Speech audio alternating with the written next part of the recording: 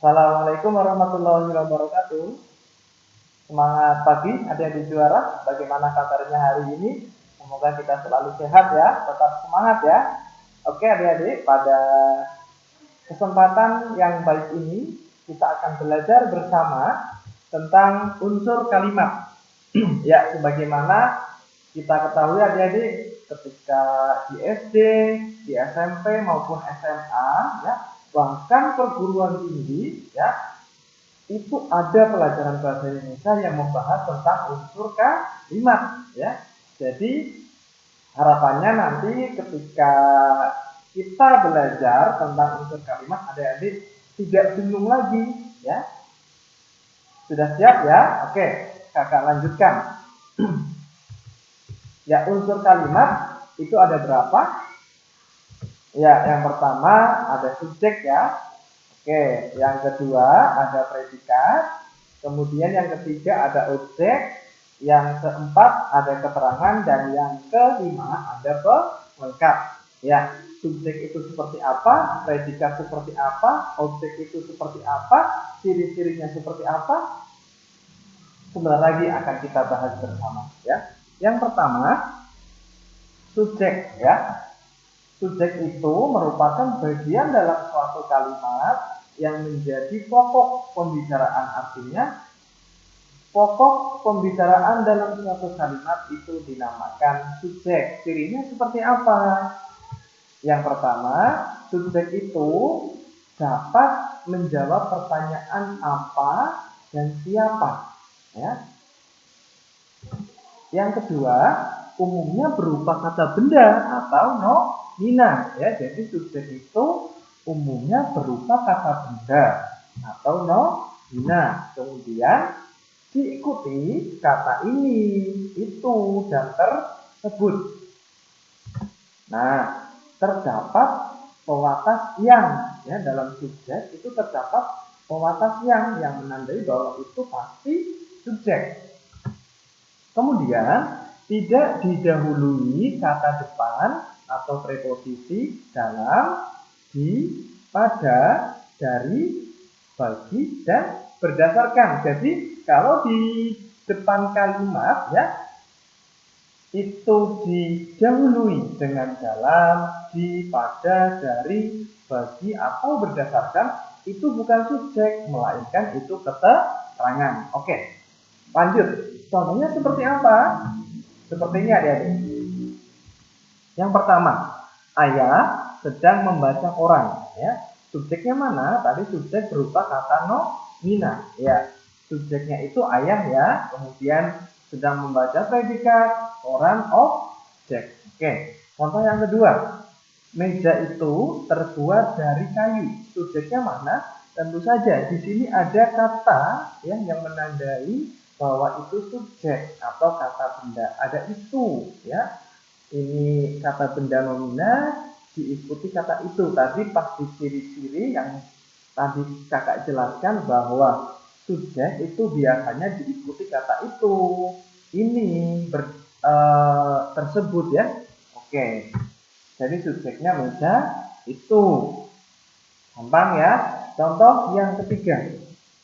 Gadis yang berambut panjang itu sangat cantik. Ya. Tadi subjek itu ditandai oleh pewatas yang, ya. Walaupun di sini ada gadis, kemudian ada berambut, kemudian berambut panjang itu, ya, karena di sini ada pewatas yang dan diakhiri kata itu, berarti subjeknya gadis yang berambut panjang itu sangat cantik baru predikat. Oke.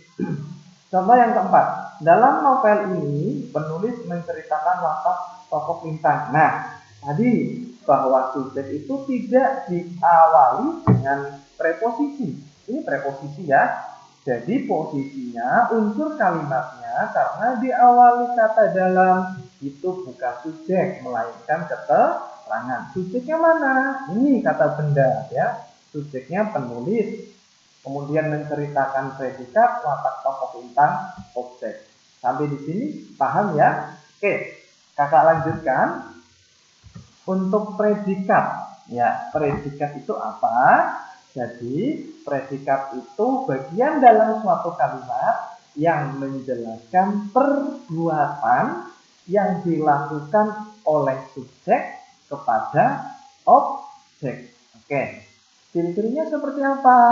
Yang pertama, predikat itu letaknya setelah subjek ya, jadi subjek baru predikat. Kemudian, ciri yang kedua, predikat itu dapat menjawab pertanyaan mengapa dan bagaimana. Kalau tadi subjek itu menjawab pertanyaan apa dan siapa ya. Kalau predikat mengapa dan bagaimana. Kemudian, umumnya berupa kata kerja atau kata sifat. Kalau tadi subjek itu berupa kata benda atau nomina. Kalau predikat berupa kata kerja, verba, atau kata sifat, adjek, sifat. Selanjutnya, dapat juga berupa kata benda dan kata bilangan. Ini pada khusus ya, pada kalimat-kalimat tertentu yang mempunyai predikat kata benda dan kata bilangan. Namun, umumnya predikat itu berupa kata kerja maupun kata sifat. Selanjutnya, biasanya diawali kata akan, sedang, harus, sudah, hampir, dan selalu. Ya, itu predikat cirinya. Dapat pula berupa kata adalah, ialah, yaitu, yakni, dan merupakan. Ini merupakan verba definitif ya, yang kemarin sudah kakak sampaikan pada materi sebelumnya. Oke, biar lebih paham, kakak jelaskan ya contohnya. Contoh predikat. Adik sedang bermain bola. Predikatnya mana? Ya, sedang bermain ya. Tadi bahwa predikat itu kata kerja ya. Dari kata dasar main mendapat prefix atau awalan ber. Diawali atau didahului kata sedang. Lanjut. Virus corona menyerang kekebalan tubuh. Predikatnya mana? Ya, tentu saja di sini ya, yang kata kerja itu hanya menyerang ya. Ini kata benda, ini pun kata benda atau nomina. Berarti predikatnya menyerang. Selanjutnya, contoh yang ketiga. Gadis yang berambut panjang itu sangat cantik. Tadi sudah kakak jelaskan ya.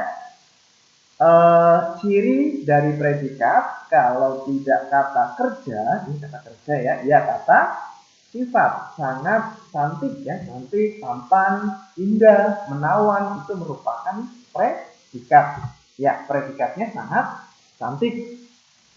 Selanjutnya, contoh yang keempat, harga seekor kambing itu 3 juta rupiah. Ini yang tadi kakak sampaikan ya. Ada beberapa kalimat yang predikatnya itu berupa kata benda atau kata bilangan. 3 juta rupiah itu merupakan kata bilangan. Oke. Paham ya sampai di sini? Kakak lanjutkan unsur kalimat yang ketiga, yaitu objek. Objek itu apa? Objek merupakan salah satu unsur dalam kalimat yang dikenai tindakan oleh subjek. Ya, jadi cirinya apa saja? Yang pertama, objek itu dapat menjawab pertanyaan apa dan siapa. Ini sama ya dengan subjek. Baik objek maupun subjek itu dapat menjawab pertanyaan apa dari siapa. Bentuk katanya apa? Sama dengan subjek. Bentuk katanya berupa kata benda atau nomina. Letaknya itu berada setelah predikat. Ya, jika kalimat aktif ya. Kemudian fungsinya dapat menjadi subjek ketika kalimatnya berupa kalimat pasif. Nanti biar lebih jelas ada kasih contohnya.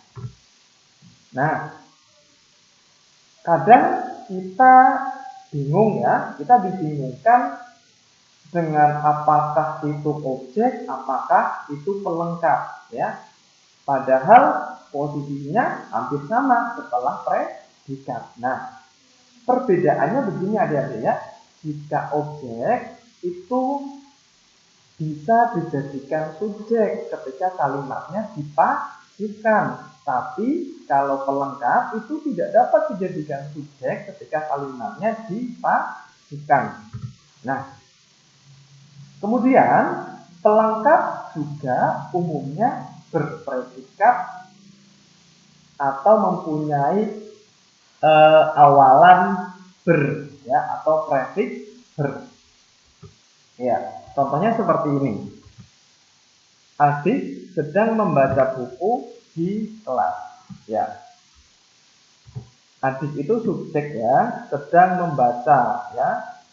Dari kata baca mendapatkan prefiks menasal, jadinya membaca. Buku di kelas. Nah, ini merupakan kalimat aktif. Coba kita cek apakah iya buku itu objek, ya. Jadi kalau objek itu bisa dijadikan subjek ketika kalimatnya dipasifkan ya. Coba kita cek buku ya. Buku sedang dibaca adik di kelas. Ya, jadi ini objek ya. Pasti 100% itu objek. Contoh yang kedua. Yang kedua, virus corona menyerang kekebalan tubuh. Ya, virus corona itu subjek, menyerang predikat, kekebalan tubuh objek. Kita cek kekebalan tubuh, ya, kekebalan tubuh diserang virus corona. Tepat ya, berarti itu objek. Contoh yang ketiga, anak itu sedang dicarikan pekerjaan. Coba kita balik ya. Pekerjaan sedang mencarikan anak itu. Nggak mungkin ya pekerjaan itu sudah mati. Berarti di sini pekerjaan itu bukan objek, melainkan pelengkap ya. Anak itu sedang dicarikan pekerjaan. Pekerjaan itu walaupun kata benda ini bukan objek ya, melainkan pelengkap. Contoh yang keempat, botol yang terbuat dari kaca ini berisi madu. Sama. Coba, madu diisi botol yang terbuat dari kaca. Tidak nyambung ya, berarti ini pelengkap, bukan objek. Ya, ini tadi kalau kalimatnya sudah dijadikan kalimat pasif. Kalau ini masih aktif ya. Ciri kalimat aktif itu imbuhannya menasal ya. Membaca, menulis ya. Kemudian kalau sudah dipasifkan, predikatnya diganti, yang tadinya menasal menjadi di. Ya, buku yang tadinya objek di sini menjadi subjek, sedangkan adik yang tadinya subjek di sini menjadi objek. Paham ya? Kita lanjut pada unsur kalimat yang selanjutnya, yaitu keterangan. Ya, keterangan ini merupakan bagian dalam suatu kalimat yang tujuannya memperjelas informasi atau pesan dalam suatu kalimat. Ya, sebenarnya ya, keterangan itu tidak wajib ada dalam kalimat. Ya, karena kalimat hanya minimal subjek dan predikat. Objek pun sama, keterangan pun sama, tidak harus ada atau tidak wajib ya. Keterangan di sini intinya tujuannya untuk memperjelas biar kalimatnya lebih jelas, tidak menimbulkan kesalahan tafsir ya. Cirinya apa? Letaknya dapat di awal ya. Keterangan itu boleh di awal, boleh di tengah ataupun belakang kalimat, bebas ya. Kemudian dapat pula berupa keterangan ya, boleh keterangan tempat, waktu, cara, tujuan ya, kemudian alat, sebab, akibat, syarat dan sebagainya. Oke, contohnya seperti apa? Ya, seperti ini contohnya. Adik sedang bermain bola di lapangan ya. Subjeknya mana? Ya, subjeknya adik ya, kemudian sedang bermain merupakan predikat, bola objek keterangannya di lapangan. Ini merupakan keterangan tempat ya. Oke, lanjut. Yang kedua contoh. Minggu lalu ayah datang dari Jakarta. Nah, keterangannya di sini ada dua tadi ya.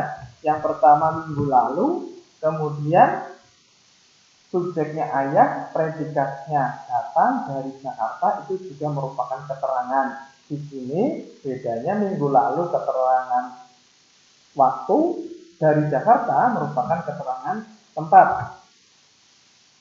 Contoh yang ketiga, kita harus waspada karena virus tersebut sangat berbahaya. Ya, kita itu merupakan subjek, ya. Harus waspada merupakan predikat karena virus tersebut sangat berbahaya. Itu merupakan keterangan, ya. Keterangannya ini di belakang, ini ada dua, depan dan belakang, ini juga di belakang. Jadi keterangan boleh di depan, di tengah maupun di belakang, atau mungkin depan belakang sama. Ya, demikian adik-adik, intinya kakak jelaskan kembali, kakak ulangi. Unsur kalimat itu ada 5. Yang pertama subjek, predikat, objek, pelengkap, dan keterangan. Ya, demikian adik-adik yang dapat kakak sampaikan. Jika materi atau pembahasan dari kakak bermanfaat, silakan bisa like, subscribe, dan komen ya. Terima kasih atas perhatiannya. Kita kembali lagi pada pertemuan selanjutnya, tentunya masih membahas materi-materi tentang pelajaran bahasa Indonesia. Dari kakak cukup sekian. Mohon maaf apabila ada kesalahan. Billahi taufiq wal hidayah. Wassalamualaikum warahmatullahi wabarakatuh.